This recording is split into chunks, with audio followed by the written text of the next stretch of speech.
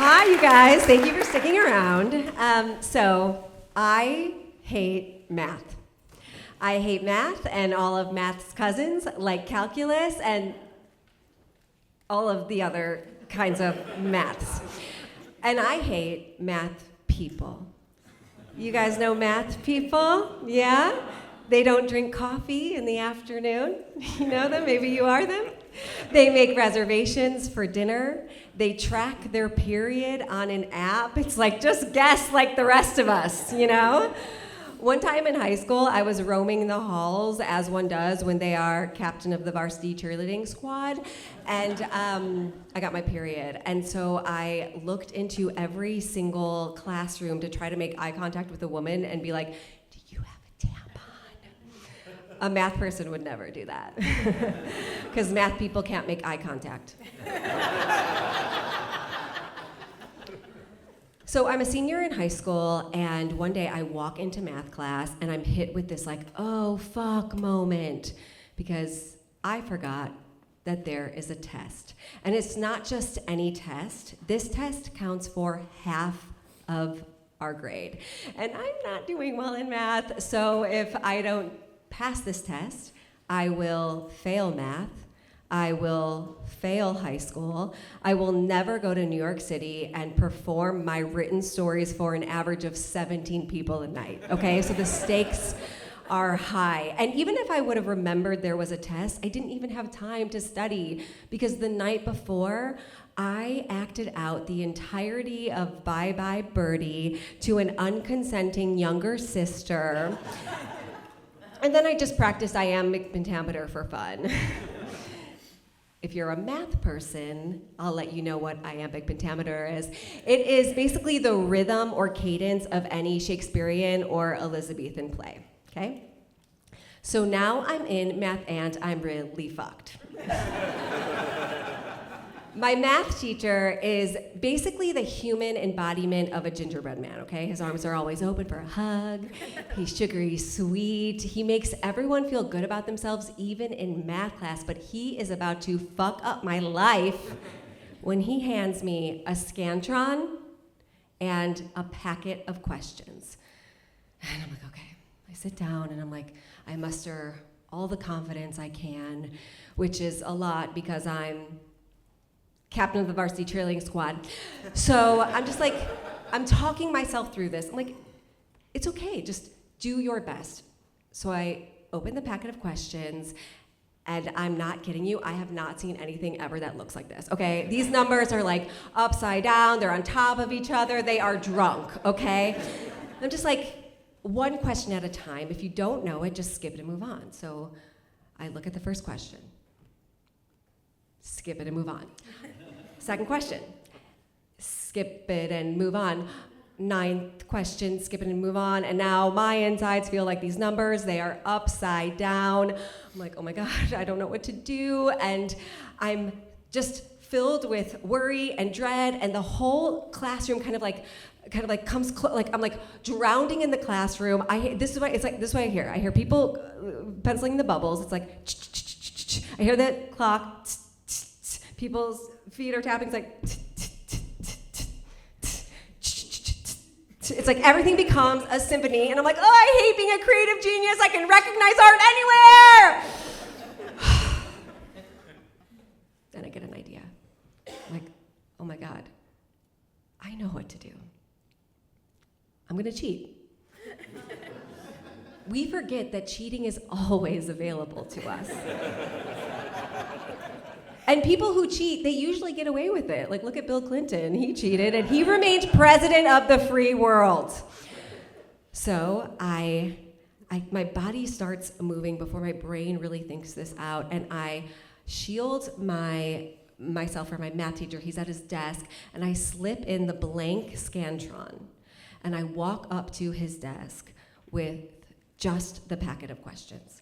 And I make sure to look at him with the biggest toothpaste smile to distract him, and so he will remember that I did come up to his desk.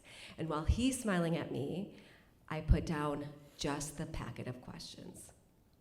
And I leave the class, and I feel great. Do you guys know that lying feels unbelievable? I'm like, I want to lie all the time. I want to be president. So later on, I'm just, again, randomly roaming the halls because I'm captain of that varsity cheerleading squad, and I turn the corner and I run into my math teacher. And you guys know that thing you do when you kind of like half recognize someone or half want to acknowledge someone, so you kind of like look at the ground, like you smile at the ground. It's very, why do we do that? Why do we do that? You guys have all done this. And we pass each other, I'm like, oh, thank God. And then he says, hey, Carly. I'm like, fuck. I can't seem to locate your math test. Now, my math teacher, he's beloved. He has a scholarship in his name. He has his own parking spot. He goes to all the school events that no one cares about. You know, like men's golf, women's swimming. And he comes back to class and he dedicates the first 10 minutes of math class giving us reports of these, losers. Sorry. And so he'll be like, women's tennis, last night, you guys should have seen it. They crushed it. He's like, saw the debate team last week. You guys should have seen it. They crushed it. So I know my math teacher is giving me an opportunity to come clean. And I could admit it. He would let me take the test the next day. And I know this. So when he says, Carly, I can't seem to locate your math test, I say, well, weird. And he nods as if to say, yeah, there might be some confusion. He'll look again, but he knows I'm lying. And he knows I know he knows I'm lying. And he seems disappointed. But not so much in me, but more so in him. He's the teacher, and he asked me a question, and I gave him the wrong answer, and he's taking it on. So later that night, I feel amazing, I didn't have to do my math test, and I go in the next day to school, and right before math class, I remember the day after class, we get our test back to review the answers, and I'm like, fuck, I did not think this far ahead. I'm not gonna have a test. All eyes are gonna be on me. I'm like, fuck, what do I do? And I walk into math class, and my math teacher isn't there. Instead, it's the principal and the guidance counselor. And I'm like, oh great, they're gonna make an example out of me because I'm...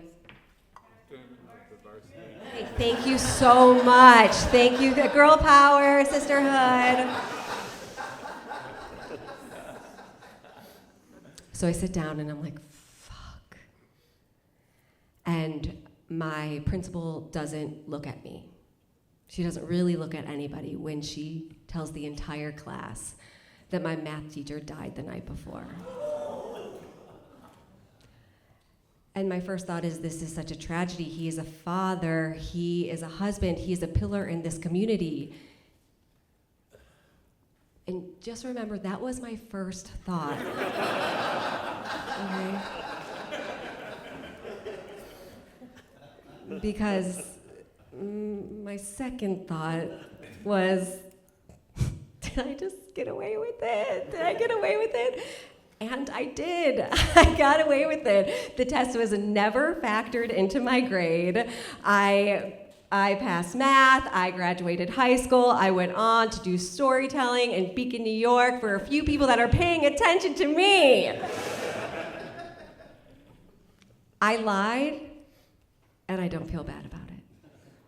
Because lying is what got me here, and besides, if I turned in my math test, it's not like that would have saved my math teacher's life, you know what I mean? And my passion was never math. It was always writing, it was always performing, and that's what my math teacher loved about his students. He didn't care if they liked math as much as he did. He cared that they liked something as much as he did. I don't believe in heaven. I only believe in the daily hell we live as New Yorkers. But if I'm wrong, and there is a heaven, I know that my math teacher is up there looking down on me doing what I love. And I hope he's telling anyone around him, look at Carly creating the life she always dreamed of. She crushed it. Thank you.